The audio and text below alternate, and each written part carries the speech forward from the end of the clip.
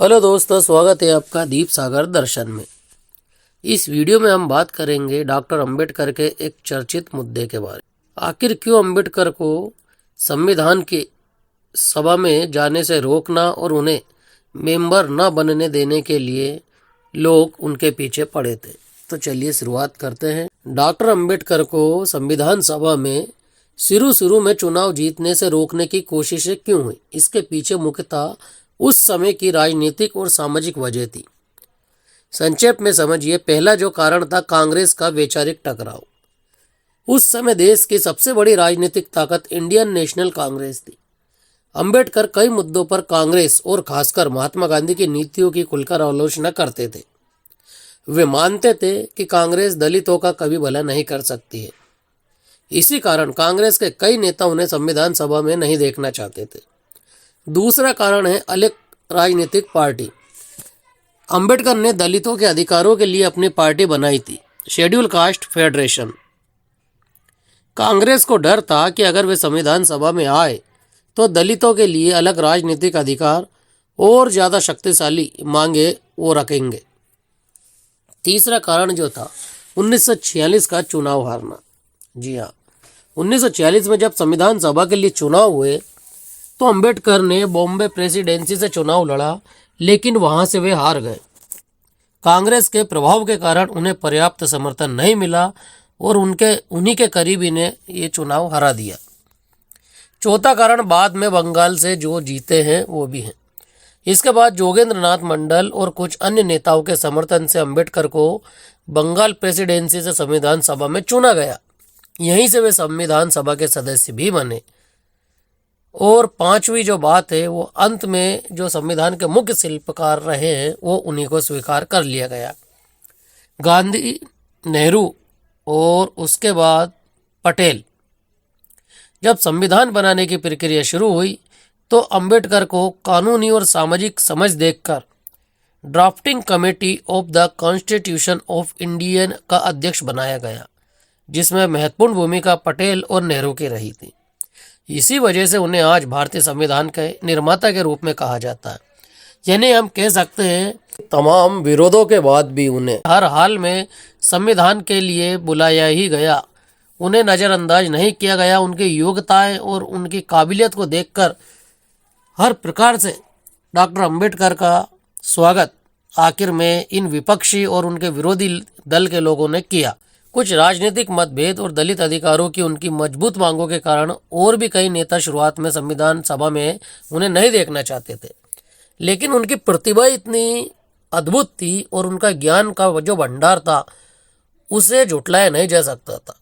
और यही कारण है कि तमाम जो उनके दुश्मन और विरोधी लोग थे, उनकी योग्यता के बल पर उनसे संविधान लिखवाने के लिए मजबूर हो गए और अंततः डॉक्टर अंबेडकर ने भारत का संविधान लिखा भी।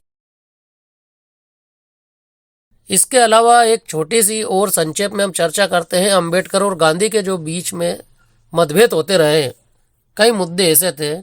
यानी पहला था दलितों के लिए अलग चुनाव। अंबेडकर चाहते थे कि दलितों को अलग मतदाता सूची और अलग प्रतिनिधि चुनने का अधिकार मिले। उनका मानना था कि इससे दलितों को वास्तविक राजनीतिक शक्ति मिलेगी, लेकिन गांधी को लगा कि इससे हिंदू समाज और ज़्यादा बढ़ जाएगा और दलितों के पास एक शक्ति मिल जाएगी और हो सकता है कि आने वाले समय में जो दलित है वो सवर्णों को परेशान करे। इसलिए उन्होंने इस मांग को ठुकरा दिया और अंबेडकर का काफ़ी विरोध किया। और 1932 में एक बड़ा विवाद हुआ जो अंत में पूना पैक्ट से सुलझाया गया। इस समझौते में अलग चुनाव की जगह कुछ सीटें आरक्षित कर दी गई। दूसरा जो कारण है गांधी और अंबेडकर के विवाद के बीच जाति व्यवस्था की सोच। अंबेडकर जाति व्यवस्था को पूरी तरह से खत्म करना चाहते थे, जबकि जो गांधी है वो जातिवाद को जिंदा रखना चाहते थे। और डॉक्टर अंबेडकर ने जाति व्यवस्था खत्म करने के लिए एक बहुत प्रसिद्ध पुस्तक भी लिखी, एनिहिलेशन ऑफ कास्ट। परंतु गांधी शुरू में जाति व्यवस्था को सुधारने की दृष्टिकोण में थे और खत्म करने का उनका कोई इरादा नहीं था। वो चाहते थे कि वर्ण व्यवस्था बनी रहे। तीसरा कारण कांग्रेस की आलोचना। डॉक्टर अंबेडकर का मानना था कि इंडियन नेशनल कांग्रेस ने स्वतंत्रता आंदोलन में दलितों की समस्याओं को पर्याप्त महत्व नहीं दिया है। चौथा कारण गांधी और अंबेडकर के बीच विवाद का जो था वो धर्म और सामाजिक सुधार। अंबेडकर का विश्वास था कि दलितों को बराबरी पाने के लिए सामाजिक और धार्मिक बदलाव जरूरी है। इसी वजह से उन्होंने 1956 में बौद्ध धर्म अपनाया और कई अनुयायियों को भी बौद्ध धर्म में शामिल किया और दलित बुद्धिस्ट मूवमेंट की शुरुआत उन्होंने कर दी थी, क्योंकि वो जानते थे कि सावंत कभी भी इन अछूतों और पिछड़ों को वो अधिकार नहीं देंगे जो जिसके हकदार ये पिछड़े लोग हैं। इसीलिए डॉक्टर अंबेडकर ने यह घोषणा की थी कि सारे जो देश के दलित और अछूत और पिछड़े लोग हैं वो सब बौद्ध धर्म की शरण में आ जाए। बौद्ध धर्म एक ऐसा धर्म है जहाँ मानवता और सभी के लिए एक समान अवसर उपलब्ध होते हैं। निष्कर्ष रूप में यदि हम बात करें, गांधी और अंबेडकर दोनों ही समाज को बेहतर बनाना चाहते थे, परंतु गांधी का तरीका थोड़ा अलग था। गांधी चाहते थे कि वर्ण व्यवस्था जिंदा रहे, चाहे वो थोड़ा बहुत सुधार अछूतों के जीवन में लाना चाहते थे, परंतु वो वर्ण व्यवस्था के बिल्कुल पुरजोर समर्थक थे। लेकिन डॉक्टर अंबेडकर ने खुलकर कहा है कि जब तक जातियाँ नहीं मिटेंगी तब तक भाईचारा और एकता नहीं बन सकता है, और यही सबसे बड़ा कारण है इस देश के बार बार लूटने में और इस देश को बर्बाद करने में जाति व्यवस्था ने बहुत योगदान दिया है। इसी वजह से डॉक्टर अंबेडकर चाहते थे कि जातियों को पूरी तरह से खत्म किया जाए, और गांधी चाहते थे कि नहीं, जातियों की जो व्यवस्था है वो सनातन है और इसे जीवित रखा जाए। इसी वजह से इन दोनों नेताओं के बीच में कभी एक मत नहीं बन पाया।